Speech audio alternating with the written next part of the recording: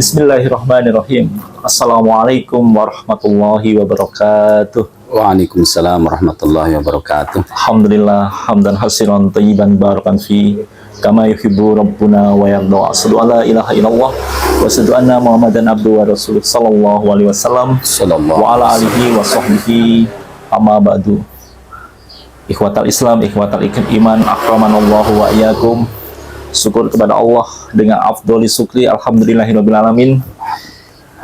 Pada kesempatan sore hari ini, alhamdulillah kita bisa menyapa kembali antum di channel ini. Tidak henti-hentinya syukur kepada Allah atas semua nikmat, terutama nikmat hidayah taufik yang dicurahkan oleh Allah kepada kita, khususnya mantan Islam jamaah yang akhirnya bisa berhijrah dari kesesatan maupun belenggu dari doktrin Islam jamaah. Tapi ma'asyiral muslimin, sudah ada di samping saya. Kebetulan Ana pada sesi podcast kali ini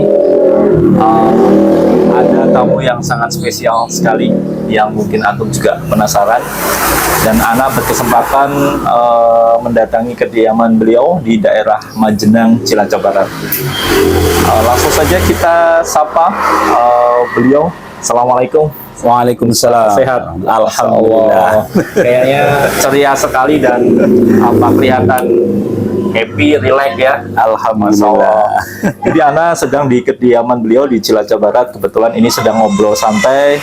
Kita yang dulunya adalah Islam jamaah, pada kesempatan ini kita ingin tawasi ya, memperoleh wasiat-wasiat beliau. Tawasau bil haq wa tawasau bis sabr. Sebelumnya Ana mungkin kenalan dulu nih ya, sambil ikhwah hijrah yang belum tahu, ingin berkenalan kepada tamu kita. Ya. Ya, Assalamualaikum warahmatullahi wabarakatuh. Waalaikumsalam warahmatullahi wabarakatuh. Langsung memperkenalkan diri. Saya nama Sulaiman. Lengkapnya Sulaiman Rosyid. Alamatnya di sini nih, di Desa Cilopadang, Kecamatan Majenang. Kalau alamat secara jamaah dulu, berarti secara cokam, itu kelompoknya di sini kelompok Ciguling. Kelompoknya dari sini itu sekitar jaraknya itu 500 meter ke arah jalan raya itu. Desanya Desa Majenang, terus daerahnya Cilacap Barat. Lah, di dalam Islam jamaah, saya itu dapukan yang disampirkan kepada saya, bahasanya disampirkan, yang melekat kepada saya itu diantaranya, kalau di kelompok Agnia kelompok. Nah, kalau di desa ya dulu ya ada pengurus UB gitu ya. Terus secara organisasi jadi ketua PC di Kecamatan Majenang sekitar 20 tahun.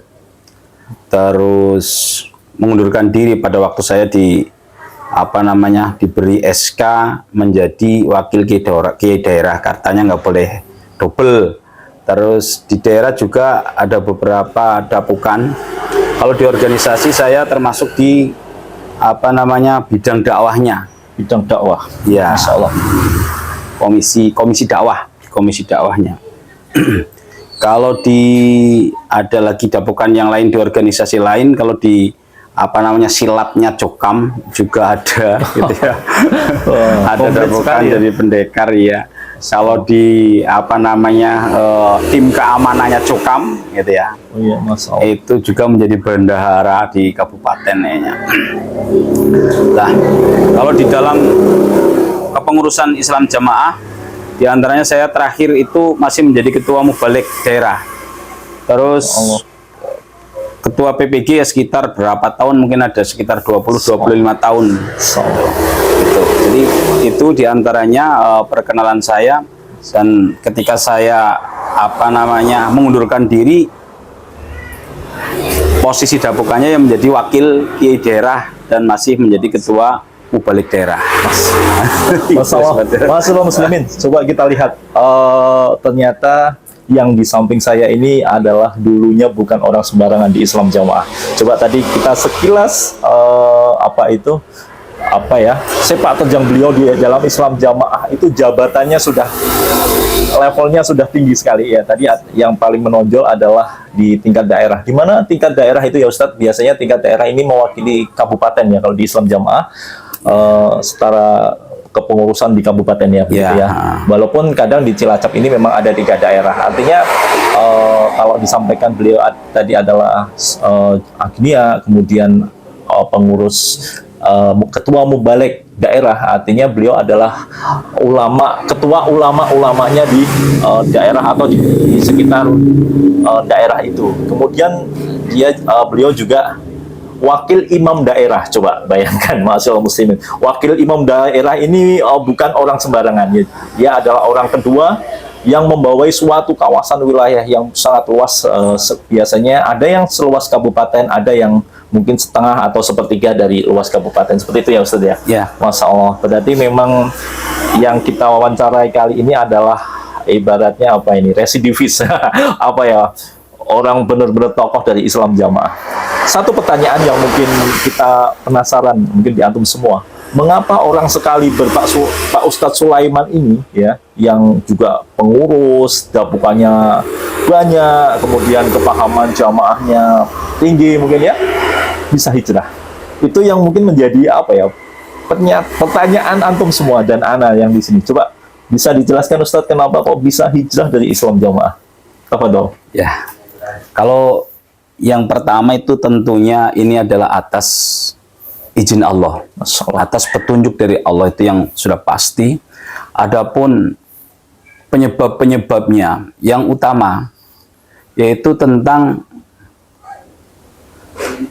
saya itu nggak bisa nerima takfiri itu. Masya Allah. Jadi sebuah faham yang memang dimiliki dan harus dimiliki betul ini di dalam jamaah, bahwa selain jamaah, istilahnya ada bahasa yang simpelnya jamaah surga, gak jamaah neraka. Lah padahal ya kalau al-jannatu rahmah wal firqatu adzabah, itu kan bahasa yang memang ada di dalam Quran, hadis, istilahnya di dalam hadis ada. Tapi pengertian jamaahnya ini, di mana jamaah surga, nggak jamaah neraka, yang dimaksud jamaah di dalam Cokam itu kan jamaah kita ini yang beramir, berbeat, bertoat kepada imam jamaah itu. Selain itu neraka semua. Lah ini yang sudah dipikir oleh saya ini sama sekali nggak, semakin dipikir itu semakin nggak masuk akal. Lah ya kok ada perantara agama tunggal yang ke Indonesia itu loh. Yang lainnya berarti kan dieliminasi semua, tidak dianggap, bahkan dianggap sebagai calon ahli neraka semua. Ini kan luar biasa. Padahal sang pemilik surga itu tidak pernah memberikan mandat yang seperti itu kepada perantara yang ada di dalam Islam Jamaah. Jelas nggak dapat mandat dari Allah secara langsung seperti itu, nggak ada, nggak mungkin gitu ya. Nah ini. Terus yang kedua, semakin anehnya lagi begini. Tentang karena orang itu tidak mengikuti jamaahnya Islam Jamaah ini, Cokam, akhirnya hukumnya Allah itu tidak bisa dijalankan. Yang paling jelas, saya itu pernah mengikuti pembagian waris secara langsung. Karena kan yang bagi waris itu biasanya kan dari keimaman daerah.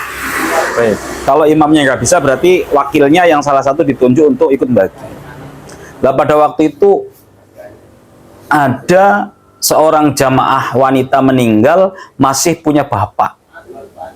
Secara ilmu faraid itu kan harus punya bagian, gitu ya. Lah tim faraidnya ketika membagi, ini bapak ini dieliminasi karena bukan jamaah. Lah pada waktu itu saya tegur, loh ini bapaknya kok nggak dikasih bagian? Loh, sesuai dengan amanatnya kita itu hanya membagi untuk jamaah saja. Berarti yang tidak jamaah walaupun Islam tidak dibagi. Ini sesuatu yang sangat menakutkan kalau menurut saya. Jadi saya itu semakin takut lagi mengikuti Islam jamaah ini. Karena ancamannya itu sangat fatal kan. Itu kan wasiatnya Allah di dalam surat An-Nisa itu kan yusikumullahu fi auladikum, itu kan wasiatnya Allah tentang hukum waris, itu wasiat Allah yang harus dilaksanakan oleh orang-orang iman. Lah ini gara-gara mengikuti satu orang yang dianggap sebagai perantara tunggal, terus hukum Allah itu ditinggalkan. Itu saya betul-betul wah ini semakin jauh sekali. Terus lagi saya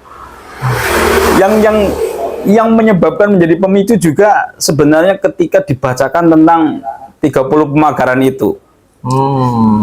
Harusnya kan dipagari karpetnya pusat. Ketika dipagari itu orang tidak terpengaruh. Ini justru kalau yang mikir dengan hati yang yang terbuka lah. Ini justru kalau menurut saya justru kita itu harus terpengaruh. Harus keluar gitu ya. Kenapa? Loh, dipagari dengan bahasa yang namanya sesama orang Islam itu kan tidak boleh mencela. Ini celaan-celaannya masa Allah kepada para, terutama yang hijrah, para syekh-syekh itu yang menjadi sasaran olok-olokan dengan bahasa-bahasa yang kalau menurut saya tidak patut diungkapkan lah di dalam forum gitu ya. Apalagi yang mengungkapkan adalah putusan pusat gitu ya. Nah, kalau menurut saya ini sama sekali enggak. Nah, justru saya menjadi ini kok adabnya, karena akidah itu kan akhlak itu menjadi cerminan bagaimana akidahnya. Nah, ini saya jadi enggak respect lagi setelah itu. Terus juga ada penjelasan juga ini tadi. Penjelasan saya ingat sekali ketika CAI tahun 2022. Yaitu ada penjelasan pada waktu itu yang menerangkan tentang jamaah. Kalau seingat saya itu ada Pak Bambang, itu kayaknya LC, sama satunya lagi Pak Bela atau siapa saya agak lupa itu. Ini yang belajar di Mekah juga. Yang belajar di Mekah. Jadi menyampaikan tentang definisi jamaah. Disampaikan betul itu, kalau yang memperhatikan sebenarnya harusnya ngerti. Saya tulis itu. Nah, karena saya betul-betul memperhatikan tentang bab jamaah itu pada waktu itu. Yaitu yang dimaksud jamaah menurut pengertian para ulama, yaitu yang pertama adalah sawadul a'dham, golongan terbesar. Kalau ngomong golongan terbesar di Indonesia kita sudah maklum lah, kita tahu. Terus yang kedua adalah para yang mengikuti Imam Mujaddid, yaitu ada 4 madhab yang sudah kita ketahui itu. Terus mengikuti ijtima ulama yang ada di Indonesia tentunya. Terus ada satu lagi saya agak dilupakan. Terus yang terakhir itu disampaikan tentang jamaah yang dipilih oleh Bapak Imam pertama jamaah itu, yang menjadi perantara tunggal menurut jamaah itu. Jadi Pak Haji Nur Hasan itu menurut penyampaian pada waktu itu yang saya ingat, jadi memilih yang diikuti oleh Imam Satibi. Berarti jamaah harus beramir, berbabat. Nah, itu kan cuma pilihan kalau menurut saya. Logikanya pilihan, tidak harus mengeliminasi yang lain. Saya semakin nggak bener lagi. Semakin nggak bener. Oh ya, baik. Tadi ada satu pertanyaan yang menarik ya. Jadi antum tadi yang pertama sudah merasa paham takfiri, ya, takfiri, kemudian hukum waris yang dijalankan di jamaah ini nggak benar. Maksudnya dalam arti gini, kok bisa timbul keraguan-keraguan itu loh? Awalnya itu bagaimana? Harusnya kalau sekali berantum tadi ya, harusnya sudah paham, maksudnya kepahaman jamaah itu kan kuat harusnya. Tapi kok bisa ada benih-benih meragukan yang di luar jamaah itu, meragukan paham mengkafirkan orang itu loh. Itu yang perlu ana sedikit mungkin ikhwas juga penasaran, kenapa kok bisa sadar gitu bahwa mengkafirkan itu sebenarnya tidak boleh. Itu mulainya awalnya dari mana? Apakah dari ustadz-ustadz kita yang keluar, atau kok memang sudah terbentuk seperti itu? Tahu dong? Ya memang kalau dari ustadz-ustadz yang keluar, kebetulan kan kita juga mengikuti ketika ada apa namanya, jadi ada agak dekat juga seperti dengan Ustadz Abdullah Mas'ud, Syekh Aziz. Kita itu kenal secara pribadi, kita kenal secara pribadi. Kebetulan anak saya juga mengikuti program Tahfidzul Quran itu, dan saya juga pernah mengikuti seleksi itu. Masya Allah. Jadi ada apa namanya, ada kecintaan terhadap ilmu. Terus sebenarnya kalau kita memperhatikan ilmu yang ada di dalam jamaah juga, kalau kita perhatikan itu, kita itu akan memahami bahwa apa yang dilakukan di dalam jamaah itu perlu dikoreksi, karena banyak penyimpangan-penyimpangan sesuai yang ada di dalam Al-Quran yang walaupun dimangkulkan dengan versi jamaah atau di dalam Al-Hadis walaupun dimangkulkannya dalam versi jamaah. Saya yang ingat gini, jadi di dalam kitab Busolah itu ya, kitab Busolahnya orang Jokam itu halaman 25, nggak salah. Coba. Kitab Busolah ini adalah kitab-kitab yang disusun di internal Islam Jamaah yang hanya khusus internal ya Ustaz ya. Betul. Jadi memang itu hanya kitab internal kita dulu yang membahas masalah sholat. Betul, iya. Apa tuh? Diteruskan. Nah, di situ kan diceritakan bahwa ada orang Badui, orang desa itu datang kepada Nabi. Itu kebetulan ada sahabat yang mendengarkan bahwa Badui itu bertanya kepada Nabi, Islam itu apa? Masya Allah. Islam itu tentunya setelah syahadat gitu ya. Islam itu adalah mengerjakan sholat 5 waktu. Masya Allah. Apakah ada lagi selain sholat 5 waktu itu? Tidak ada, kecuali sholat sunat. Terus apalagi Nabi? Yaitu berpuasa di bulan Ramadan. Apa ada lagi kewajiban selain puasa selain puasa bulan Ramadan? Oh, tidak ada, kecuali hanya puasa sunat. Terus apalagi Nabi? Zakat. Apa ada kewajiban lain selain zakat? Tidak ada, kecuali sedekah. Itu sunnah sifatnya. Setelah itu rojul itu kan berkata, yang kurang lebihnya begini, saya akan melaksanakan ini, tidak mau menambahi dan tidak mau mengurangi. Setelah itu rojul itu pergi. Terus kata Nabi komentarnya, kalau dia benar dia itu beruntung. Masya Allah. Lah berarti Islam ini kan, ini bisa kan menjadi pedoman bahwa Islam ini begini. Iya. Itu loh. Kenapa harus sulit sekali gitu loh? Kenapa harus sulit sekali? Dan seandainya kita mengaku menjadi orang Islam, sudah syahadat, mengerjakan sholat 5 waktu dengan baik gitu ya, terus melaksanakan puasa di bulan Ramadan, terus lagi melaksanakan zakat, sudah kan. Kalau haji kalau mampu gitu kan ya, ada maksudnya kita punya kemampuan. Loh ini kok harus ditambah lagi dengan satu, yaitu harus beramir, berbeat, bertoat. Ya memang ada sandarannya kalau di dalam jamaah kan ya. Sandarannya itu walaupun yang dijadikan sandaran itu adalah hadisnya juga tidak sahih, itu ucapan dari Khalifah Umar bin Khattab gitu ya. Itu seperti itu. Ini teman. Waalaikumsalam. Nah, walaupun seperti itu, gitu ya, mengambil dari ucapan Khalifah Umar bin Khattab bahwa innahu la islama, itu tentunya para pengurus di dalam Islam Jamaah sudah sangat mafhum, sudah paham betul dengan kalimat itu, sudah ngerti, walaupun mengambil pengertiannya keliru. Yang akhirnya dengan itu seolah-olah Al-Quran, Al-Hadis ini dibikin lewat, itu ya. Jadi ini yang harus diikuti. Berarti yang di luar, kalau innahu la islama illa bi jamaah wala jamaata illa bi imaroh gitu kan, wala imarota illa bi bai'ah wala bai'ata illa bi to'ah. Jadi kalau nggak seperti itu nggak Islam. Lah ini kan hadis-hadis yang sahih yang lainnya itu dianggap dianulir, dianggap tidak berlaku. Ini kan kalau menurut saya wadah nggak masuk akal, pokoknya nggak masuk akal gitu. Masalah muslimin. Jadi dari penjelasan tadi Anda simpulkan bahwa Pak Sulaiman ini, Ustadz Sulaiman ini hijrah karena memang beliau menganalisa apa yang ada di dalam jamaah, kerancuan-kerancuan yang ada di dalam Islam jamaah, kemudian menemukan karena beliau berasal dari salah ulama juga, penuntut ilmu juga yang kritis terhadap ilmu, sehingga secara pada hal-hal tertentu akan timbul ya hal-hal yang tidak semestinya, kemudian menyimpang, kesesatan itu timbul dengan sendirinya begitu ya Ustaz ya, tampak dengan sendirinya begitu ya. Betul. Karena menganalisa ilmu, menganalisa Al-Quran dan hadis begitu ya. Ya, sebenarnya ya kalau kita udah cukup menganalisa apa yang ada di dalam jamaah saja.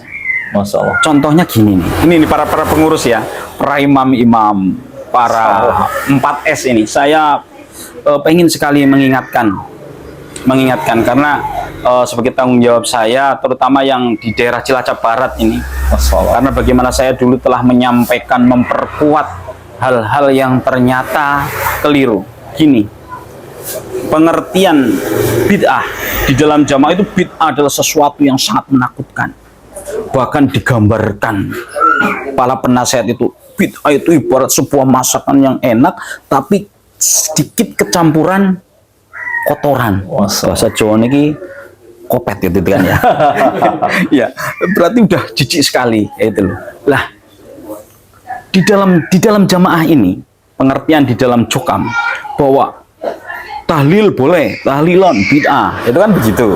Nah, terus lagi yasin, oh boleh, yasinan, oh bid'ah. Lah ini pengertian seperti ini juga perlu dikaji kan maksudnya.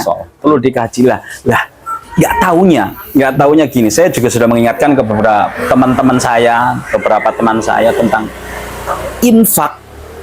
Perintahnya di dalam Al-Quran itu ada, dalam Al-Hadis ada, tapi infak persenan mau dicari di Al-Quran, di hadis manapun kan nggak ada infak persenan. Lah, kalau memang jamaah itu mau berpikir dan bijak serta adil di dalam berpikirnya, yang ini dikatakan bid'ah, kenapa ini nggak dikatakan bid'ah? Infak persenan kok nggak bid'ah itu ya. Nah ini kan jelas bid'ah. Contohnya dari Nabi nggak ada, dari sahabat nggak ada, dari para khalifah juga tidak ada. Loh, ini dilaksanakan menjadi standar kepahaman, kewajiban yang malah paling sangat wajib itu kan. Lah ini cobalah ini terutama para kiai, jangan lagi menyeru tentang persenan ini. Itu meski nanti dituntut di hadapan Allah. Itu pasti. Terus para jamaah itu harus ngerti gini. Lah, kalau itu memang tidak ada tuntunannya dari Nabi, ngapain diikuti? Lah kalau masih melaksanakannya itu hanya ucapan-ucapan, itu mending. Ini kan udah keluar duit gitu ya, keluar dana, tapi ancamannya bid'ah, apalagi para penyerunya nih, terutama kan para penyerunya. Ini Masya Allah, tanggung jawabnya besar sekali ini. Masya Allah, luar biasa. Masya Allah muslimin, kita simak beliau analisa yang begitu tajam dan lengkap ya, khususnya untuk Islam jamaah. Jadi harapannya syiar ini juga terdengar oleh mereka dan akhirnya sadar begitu ya Ustaz? Betul ya. Tapi ini pertanyaan selanjutnya ini, setelah antum hijrah, adakah itu semacam persekusi atau bagaimana tanggapan di Islam jamaah setelah antum hijrah? Pengurus Islam jamaah barangkali? Ya kalau ini mungkin sesuatu yang berbeda, mungkin berbeda kisah dengan orang-orang yang dipersekusi gitu ya, ketika hijrah dari Islam jamaah. Kalau saya sendiri tidak ada ini. Tidak ada. Mudah-mudahan ini betul-betul karena ketulusan dan pemahaman tentang akhlak yang benar, Masya Allah. Terutama dari pengurus-pengurus yang ada di Cilacap Barat. Betul. Nah, pada waktu itu saya ingat sekali. Saya itu ketika baru keluar itu kan saya punya cucu. Ini para pengurus-pengurusnya istri-istrinya udah datang ke sini kayak gitu. Ini kok nggak seperti di daerah-daerah lain, gitu ya. Jadi kalau level pengurus semuanya itu yang ketemu saya itu nggak ada masalah. Ada salah satu anaknya pengurus meninggal juga saya datang. Juga maksudnya tidak masalah ya. Jadi tidak diblokir, tidak diasingkan, begitu ya kan ya.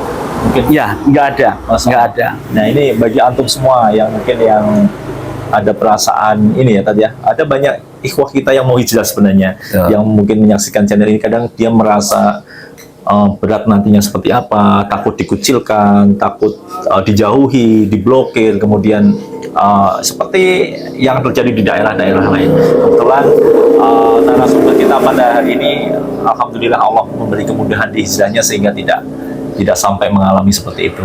Masya Allah. Dan keluarga semua alhamdulillah sudah hijrah. Alhamdulillah. Masya Allah, Ya, sudah alhamdulillah. hijrah. Jadi ada pertanyaan ini, apa yang dirasakan setelah hijrah?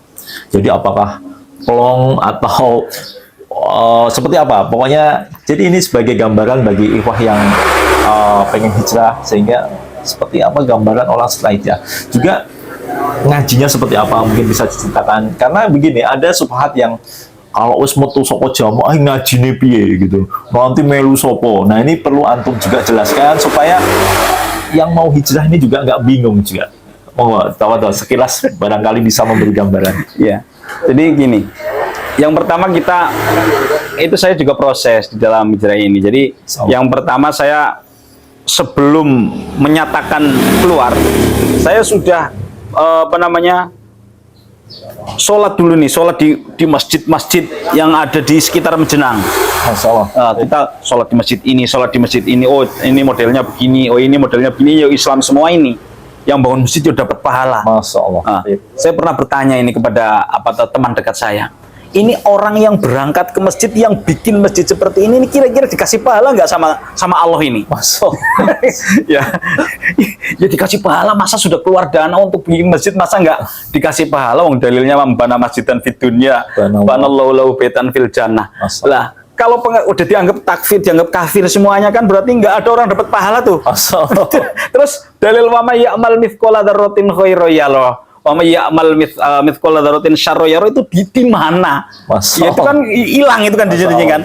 Orang Islam beramal baik kok nggak direken? Gara-gara nggak beat kepada Imam Islam Jamaah. Ini lucu dan ya lucu. Ini lucu itu kan. Dibilang bodoh, kalau mungkin dungu gitu kan menyakitkan gitu kan ya. Lucu ini. Kok bisa begini gitu loh. Lah, untuk setelah hijrah yang dirasakan. Setelah hijrah yang dirasakan gini. Masya Allah. Mungkin gitu ya. Orang jamaah menganggap saya itu setelah hijrah itu sumpah. Deblek mungkin kan begitu kan ya. Ada yang seperti itu. Yang terjadi itu sama sekali tidak seperti itu. Yang terjadi, lah sekarang misalkan di Indonesia secara umum jamaah itu kan di bawah 1 juta lah kalau menurut perhitungan statistiknya kan ya. Lah kalau di sini di desa saya ini ada berapa kakak cuman ini gitu kan ya. Lah kok mau dikucilkan sebuah kelompok yang kecil mau mengucilkan orang yang banyak itu kan, mayoritas kan nggak, kenapa harus takut seperti itu? Nggak ada.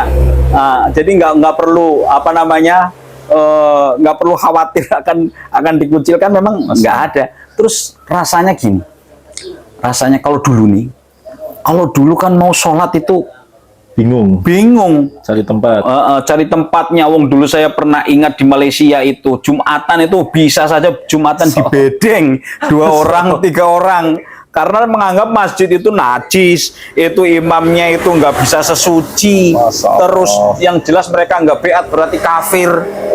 Nah sekarang kan tambah luas sekali teman-temannya karena memang semuanya dianggap Islam ya. Orang Islam jamaah, saya anggap Islam juga.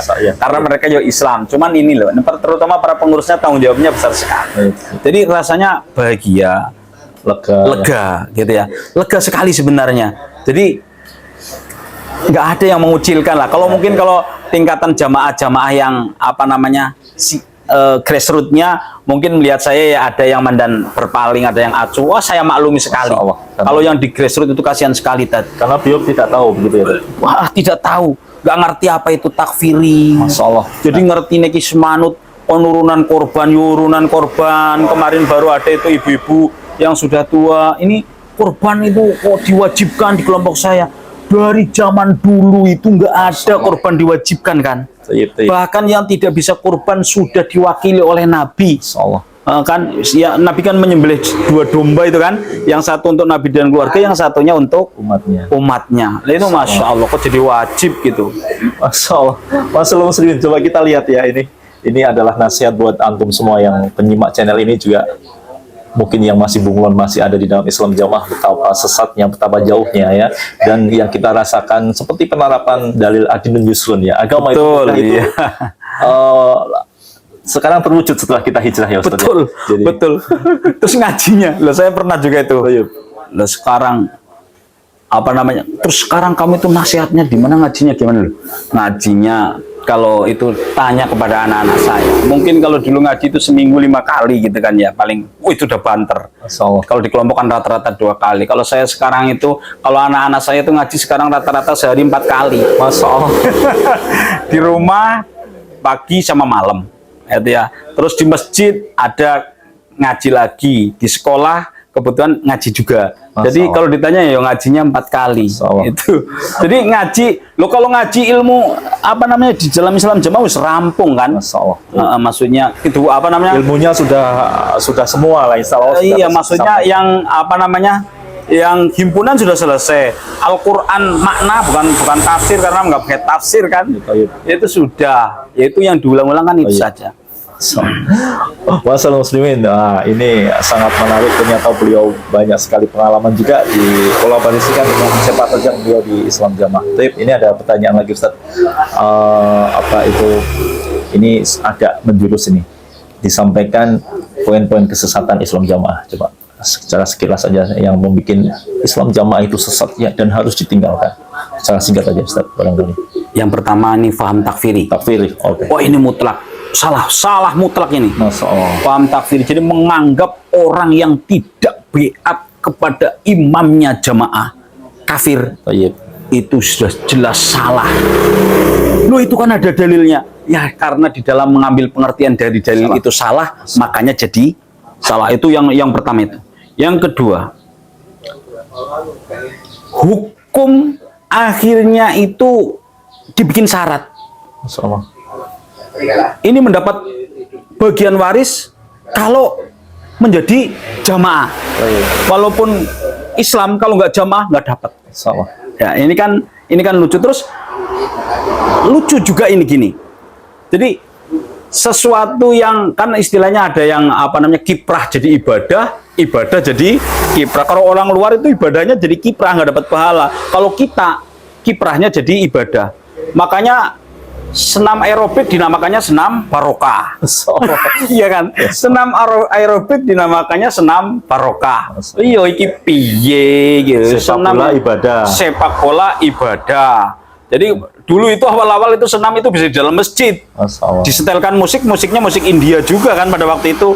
Ada lucu, tapi sekarang nggak pakai musik lagi. Itu juga setelah ini banyak sekali sebenarnya kekurangannya. Ya. Jadi hal-hal yang dulu begitu diagungkan tentang ilmunya, setelah kesini banyak juga perubahan-perubahan di dalam jamaah. Dulu sholat hifdzi, wah itu betul-betul diagungkan. Setelah sini kan nggak ada lagi.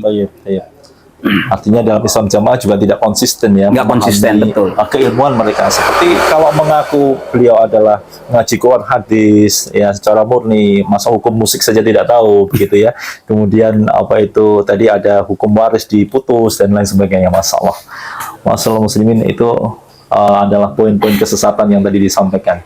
Nah ini untuk sesi terakhir ini kita meminta mauidhah atau nasihat antum bagi yang masih ada di dalam, silahkan disampaikan barangkali teman-teman pengurus atau Islam Jamaah. Yang kedua, pesan kepada umat Islam yang ada di luar agar tidak sampai tersesat dalam kesesatan Islam Jamaah. Tafadhol. Ya, gini.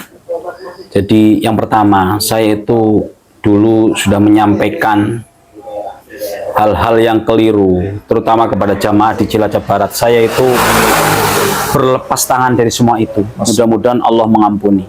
Tentang apa namanya memperkuat bab infak persenan, itu ternyata itu keliru. Terus pesan saya ini kepada para pengurus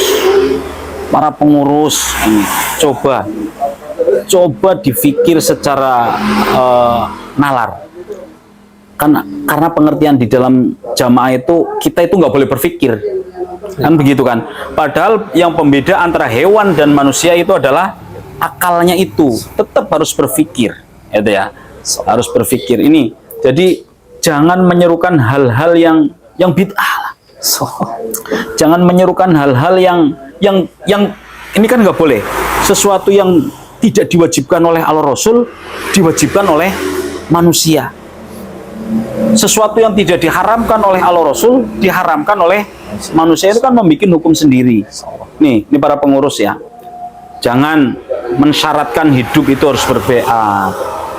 Jangan ngoprak-ngoprak untuk infak persenan. Kalau untuk fakir miskin, yatim piatu, itu memang yang diperintahkan. Tapi kalau persenan disetorkan ke pusat sebagai penyaksian tentang kejamaan kita terhadap Bapak Imam, itu nggak ada dalilnya. Mau dicari dibolak-balik di mana kalau ada infak persenan itu nggak bakalan dapat ya. Nah, ini untuk apa namanya para pengurus itu jangan diserukan lagi. Terus teman-teman yang masih bunglon di dalam, ini ada teman-teman mubalik ya, mudah-mudahan mendengarkan ini yang masih bunglon di dalam. Sing penting wis orang ngelakoni ajaran apa namanya yang tidak benar di dalam jamaah pertama, karena masih punya alasan-alasan yang memang kadang-kadang sehingga belum berani untuk keluar. Itu yang pertama. Terus jangan menyerukan ngajak orang supaya sambung tertib terus didoktrin begini-begini, jangan. Itu ya, ini. Jadi terus kepada para umat muslim secara umum. Jadi kalau kita sekarang ada yang lagi viral tentang Pondok Al Zaitun itu kan ya, nah, ini apa namanya, kalau mau dibandingkan dengan Islam jamaah, kalau Al Zaitun ini gentle, artinya saya punya keyakinan begini disampaikan. Kalau di dalam jamaah itu nggak gentle, bedanya seperti itu. Nah, walaupun ya lebih parah Al Zaitun mungkin ya, tapi lebih gentle Al Zaitun gitu ya. Nah ini jadi apa namanya, jangan sampai anaknya itu jangan sampai tertipu dengan casing yang bagus di dalam Islam jamaah, gitu ya. Tapi ajarannya itu keliru, nanti putuslah persaudaraan, family, orang tua dengan anak, suami dengan istri. Itu akan terjadi seperti itu kalau memahami doktrin yang ada di dalam Islam jamaah. Pokoknya jangan, nggak usah kepengin, gitu ya, nggak usah mengagumi apa namanya ajaran yang ada di dalam Islam jamaah ini kepada umat muslimin secara umum gitu tadi. Masya Allah muslimin, begitu menarik ya, karena waktu juga yang membatasi kita, dan semoga wasiat-wasiat beliau maupun tadi statement-statement beliau ya bisa menggugah kita, terutama yang antum masih dalam Islam jamaah yang masih terdoktrin, akhirnya bisa sadar, sehingga paling tidak kita juga ikut andil ya Ustadz untuk menyadarkan beliau, mereka yang masih ada di dalam, dan membawa kepada Islam yang rahmatan lil alamin. Masalah muslimin, mungkin itu podcast kita dengan Ustadz Sulaiman. Syukuran Ustadz atas mauidahnya, kemudian pengalaman-pengalaman testimoninya. Semoga ya kurang lebihnya bisa bermanfaat bagi kita semua. Amin. Masalah muslimin, kami cukupkan acara podcast kita pada sore hari ini. Wassalamualaikum warahmatullahi wabarakatuh. Wa akhiru da'wana alhamdulillahirabbil alamin. Subhanaka wa bihamdika asyhadu an la ilaha illa anta astaghfiruka wa atubu ilaik.